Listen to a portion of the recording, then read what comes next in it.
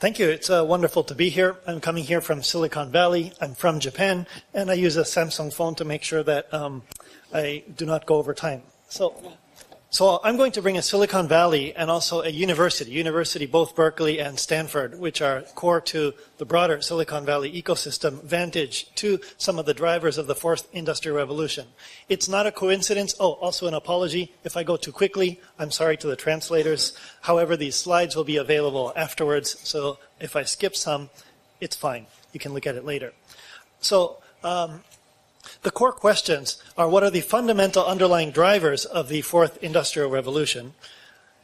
Beyond buzzwords such as IoT, there are real issues, but they're also easily becoming buzzwords. Fintech, big data, AI, or artificial intelligence, Bitcoin, blockchain. Second, where are the drivers coming from? Why does Silicon Valley continually produce business disruptions? Because a lot of these come from Silicon Valley. And then, how to harness these innovations. So some general principles of how do we know if we are in a revolution, an industrial revolution? Well, if global technological trajectories are reshaped, if major global industries are transformed or new ones are created, or if industrial production processes are fundamentally innovated. So are there innovations to production? So, in other words, do you force everybody else to adjust what they're doing? Or is an adjustment underway and do you ride it successfully? Those are some of the things to think about, the broad principles, right? And the examples can be automobiles, but then moving from just how to make automobiles, which was mass manufacturing, to, say, the Toyota lean production system. And calculating devices from mechanical to the invention of semiconductors, and then to miniaturization and integration. And of course, telephones, mobile, and then we have everything. For example, and we're all familiar with this, the smartphone revolution, right? Silicon Valley firms, Apple and Google, came in and disrupted previously distinct industries. Each industry had different competitors that were global competitors. And when the smartphone came along with the Android operating system and Apple OS, all of these got combined all at once, and most of the incumbent major players got disrupted. Many have exited the marketplace. Some companies have just no longer exist in the form that they have, and other markets have collapsed. So one disruption that came from Silicon Valley that did this. This is a general principle.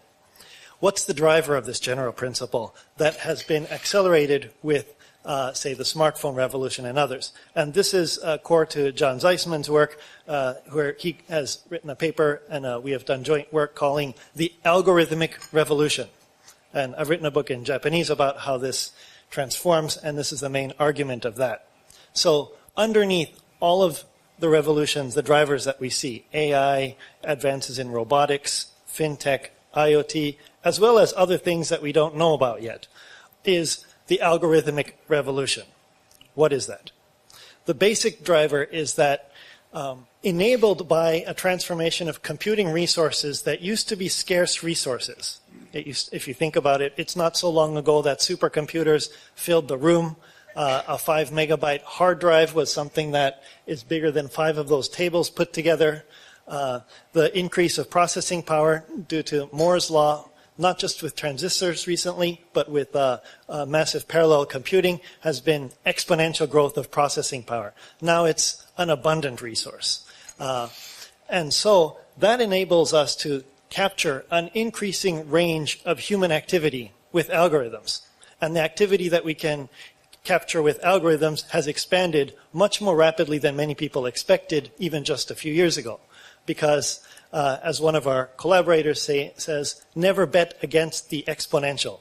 Moore's law, which is essentially saying that processor capacity will double every 2 years or so, and cut costs basically by half. And now that's being done not just by putting more transistors on a processor, but actually harnessing very large data centers.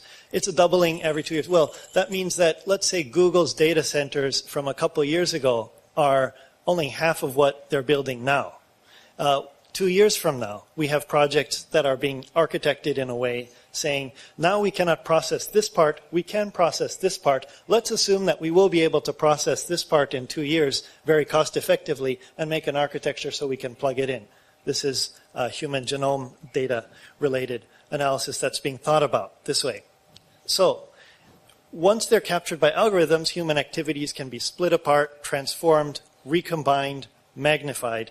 And what we have is something like this, where activities that used to be only done by humans, irreducible activities, moving towards something that's hybrid, where productivity and efficiency are enhanced by applying algorithms, and then finally moving towards something where it's fully automated. Now, this used to be very simple, and now it's going towards areas that we did not expect. For example, driving, right? A human activity that has not changed a whole lot since the first automobiles.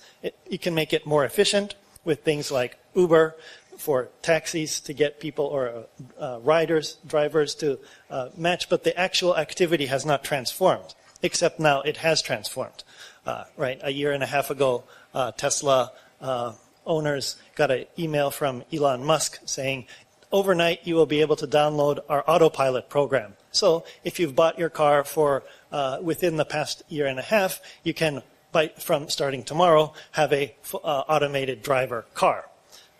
This shows a couple things. First, we've just fundamentally transformed the activity of driving with processing power. Second, it's an IoT perspective, Internet of Things perspective, because the core of what can be done with Internet of Things is that the functionality of whatever product it is can be fundamentally transformed through something like a software update that you do overnight. And so this thing called an automobile that hasn't changed for a very long time has fundamentally altered the human relationship to it with an overnight download. This is IoT. This is the idea behind the sort of the fun. It's not necessarily, and I work a lot with Japanese manufacturers who get trapped in this. IoT is a world where we have our existing products. Now they connect to the internet or some kind of network. Great. This doesn't somehow, however, this doesn't somehow magically unlock all of this value. It's reconceptualizing what the thing can do later.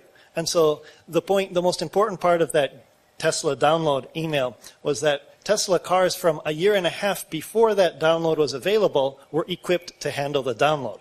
In other words, Tesla cars that were made a year and a half prior to that had more sensors than they knew how to use and excess processing power that they could not take advantage of. Only later, when they figured out how to make use of it,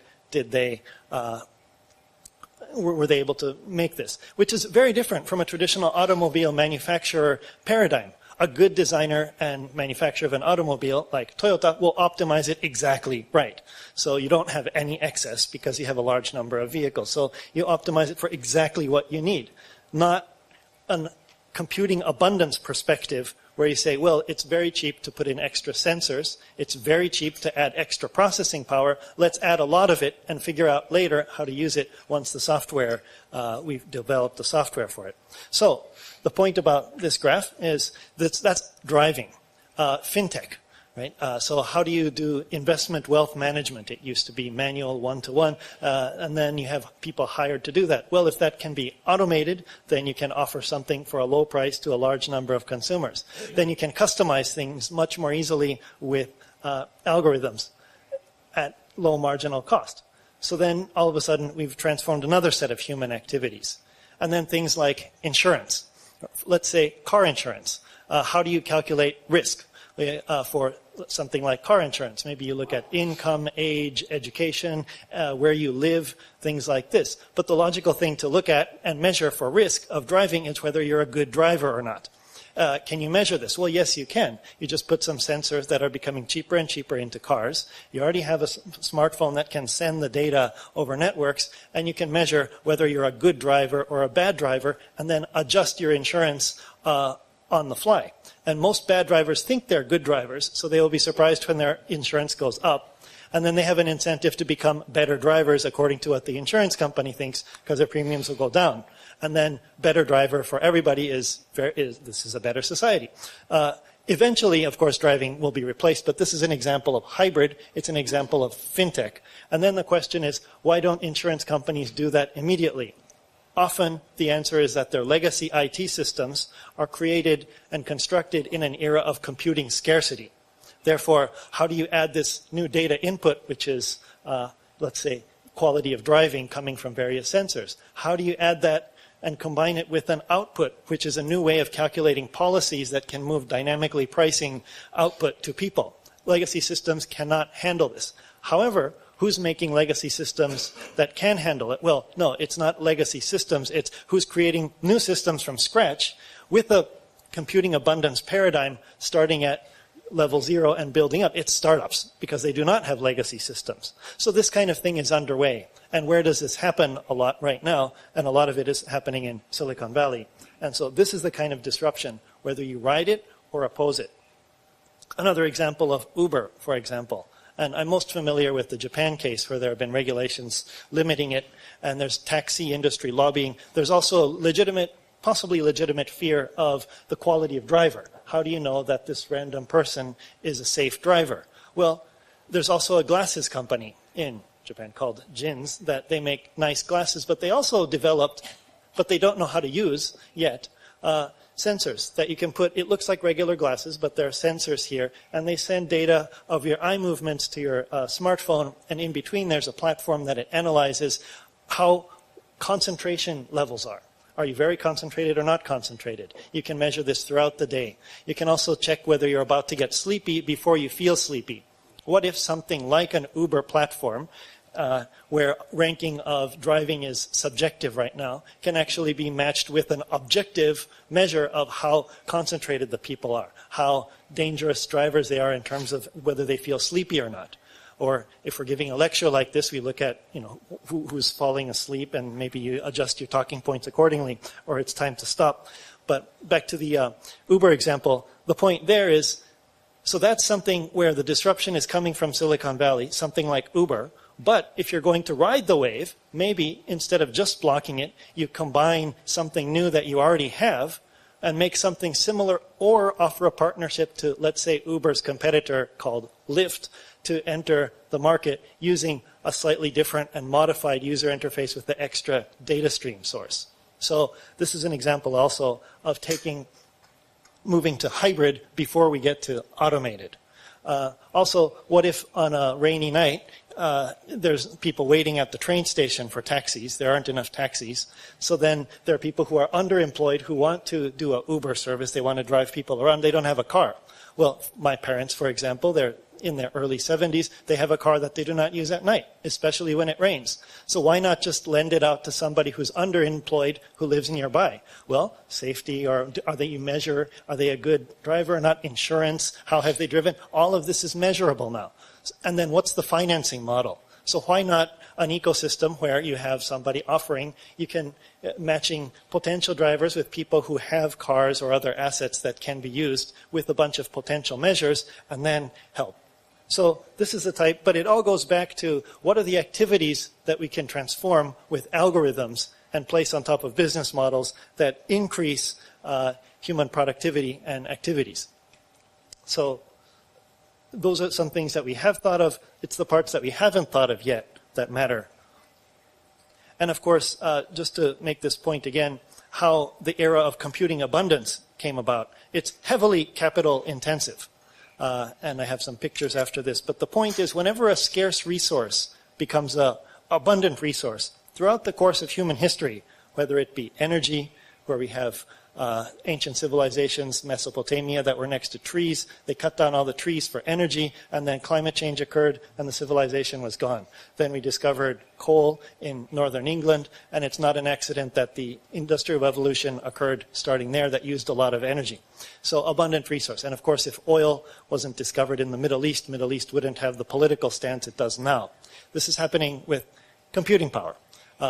Even consumer level computing power. So Amazon in the US recently offered a service where you have an upper bound unlimited amount of storage offered for $70 or so a month. Upper bound is unlimited. This is unthinkable a few years ago. So cloud computing is not simply the internet. The internet is a decentralized network of networks. Cloud computing in its true form, and we've written papers about this, is global scale providers that are very centralized, and they are very large actors. And Google, Microsoft, and Amazon are currently the biggest players. They have many billion-dollar scale data centers all over the world. They have invested so much in capital and improving the capital. These are the data centers. They're very big.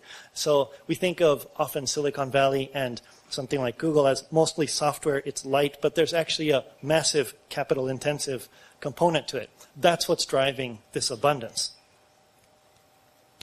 And just to make the point again, over the second half of the 20th century, processing power has increased 1 trillion times. That's a big enough number that a former finance minister might be familiar with.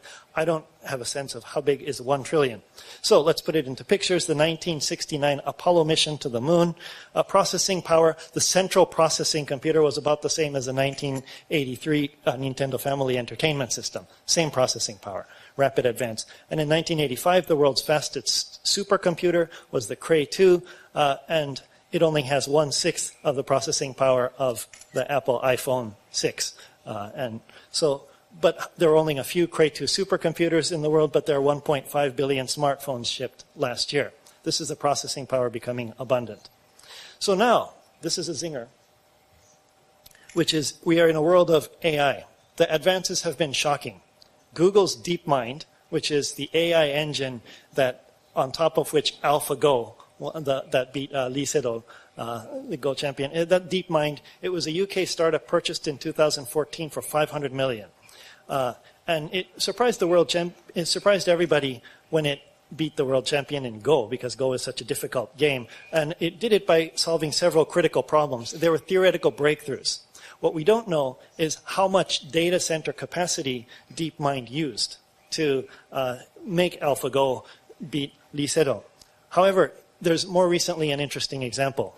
Google data centers, those big data centers, use approximately 0.01% of the world's electricity. That's a lot of electricity. So you want to optimize the cooling for those big data centers. Highly paid Google engineers have been working to optimize them. However, in July of this past year, DeepMind optimized the cooling systems of the data centers for Google, achieving a 40% increase in efficiency, and they cut the electricity consumption by 15%.